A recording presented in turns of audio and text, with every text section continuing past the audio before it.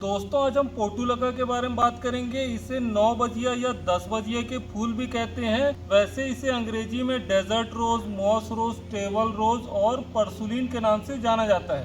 वैसे इसके फूल summer season यानी कि गर्मी के सीजन में बहुत खिलते हैं और इसके अलावा इसके फूल मानसून में भी लगते हैं, लेकिन जैसे ही ठंड पड़ने लगती है इसमें फूल आना बंद हो जाते हैं और ये पौधा डोरमेंट कंडीशन यानी कि सुसुप्त अवस्था में चला जाता है। दोस्तों जैसे ही पौधा डोरमेंट कंडीशन में चला जाता है इस पौधे में ग्रोथ रुक जाती है, कली और फूल खिलना बंद हो जाते हैं। वैसे तो इस प्लांट को बहुत ज़्यादा केयर की जरूरत नहीं होती है, लेकिन जैसे ये पौधा डोरमेंट कंडीशन में चला जाए तो इसे स्पेशल केयर की आवश्यकता होती है।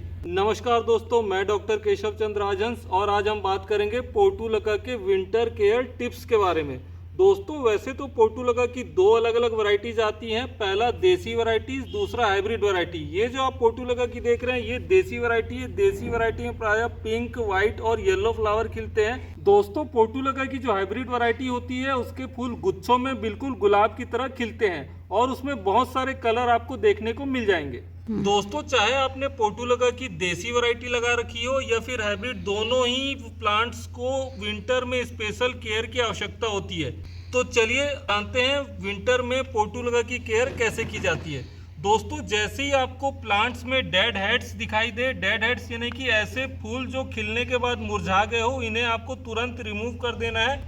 यदि इस फूल में सीड्स बनने लगेंगे तो ये प्लांट से अननेसेसरी न्यूट्रिएंट लेगा जिससे आपका पौधा कमजोर हो जाएगा। जैसे ही पोर्टुलका के फूल खिल जाए और फूल खिलने के बाद मुरझा जाए तो इन फूलों को तोड़कर आप फेंक दें। दोस्तों विंटर में इस प्लांट को प्रूनिंग की आवश्यकता होती है। जैसे ही इस प्लांट्स में ग्रोथ रुक जाए आपको चाहिए कि इस प्लांट के स्टेम का 2 इंच छोड़कर जो बचा हुआ पार्ट्स है इसको प्रूनिंग करके काट करके अलग कर ले। चाहे तो इस स्टेम को आप दूसरे पॉट में लगा सकते हैं, इससे आपका एक नया पौधा तैयार हो जाएगा। दोस्तों सेकंड टिप्स है वाटरिंग। आपको बता दूं पोर्टुलका जो है ये एक सकुलेंट प्लांट है, इसे बहुत ज़्यादा पानी की आवश्यकता नहीं होती है और ये पौधा पानी अपनी पत्तियों से ले लेता है। इसलिए जब भी आप इस प्लांट की विंटरिंग करें आप इस प्लांट में पानी तभी डालिए जब इस गमले की मिट्टी ऊपर की अच्छी पूरी तरीके से सूख जाए, तभी इसमें पानी डालना चाहिए। और इसमें आप कभी भी ओवर वाटरिंग मत करिए, आपके पॉट्स में नीचे होल होना बहुत ज़रूरी है कि जो एक्सेस वाटर है वो ड्रेन आउट हो जाए।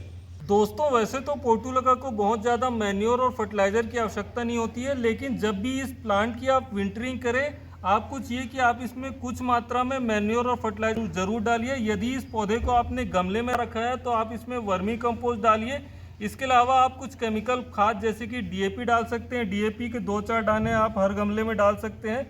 इसके अलावा आप वाटर सोल्युबल फर्टिलाइजर एनपीके 19:19:19 का 1% यानी कि 1 लीटर पानी में 1 ग्राम घोल बनाकर भी गमले में डाल सकते हैं। दोस्तों चाहे तो आप विंटर सीजन में सीवीड एक्सट्रैक्ट को भी डाइल्यूट करके अपने पॉट्स में डाल सकते हैं। पेस्ट और डिजीज़ की यदि बात करूं तो आपको बता दूं पोर्टुलका एक ऐसा प्लांट है जिसमें बहुत ज़्यादा इंसेक्ट और पेस्ट नहीं लगते हैं, लेकिन यदि आपने अपने प्लांट को विंटरिंग करके रखी हो, यदि आपने इस अपने प्लांट्स के पॉट को ऐसे जगह में रखा हो जहां छांव आता हो तो इसमें मिलीबग और फंगस का अटैक हो सकता है। तो जैसे ही आपको अपने प्लांट में मिलीबग का अटैक दिखे तो आपको चाहिए कि आप नीम ऑयल का 1 ml 1 लीटर पानी में घोल बनाकर पूरे पौधे पर स्प्रे करें। दोस्तों यदि आपको अपने प्लांट में फंगस का अटैक दिखाई दे तो आपको चाहिए कि डायथेनम 45 का 2 से 3 ग्राम 1 लीटर पानी में घोल बनाकर पूरे पौधे पर स्प्रे करना चाहिए। दोस्तों यदि आपके एरिया में बहुत ज़्यादा फ्रॉस्ट पड़ रही हो, कोहरा पड़ रहा हो, तो आपको चाहिए कि आप बम्बू की स्टिक्स ले लें। बम्बू की स्टिक्स को अपने पॉट्स के चारों ओर गाड़ दें और ऊपर से पॉलीथीन शीट से इसको ढक दें। और ये काम आपको शाम के समय करना है। पॉलीथीन से अपनी गमले को शाम को ढक के रखना है और जैसे ही सुबह धूप खिल जाए आप उस पॉलीथीन शीट को हटा दें। दोस्तों विंटरिंग के समय आप अपने पोर्टुलका में कभी भी ओवर वाटरिंग मत करें, क्योंकि ओवर वाटरिंग से इसके रूट्स में रॉटिंग की समस्या आ सकती है।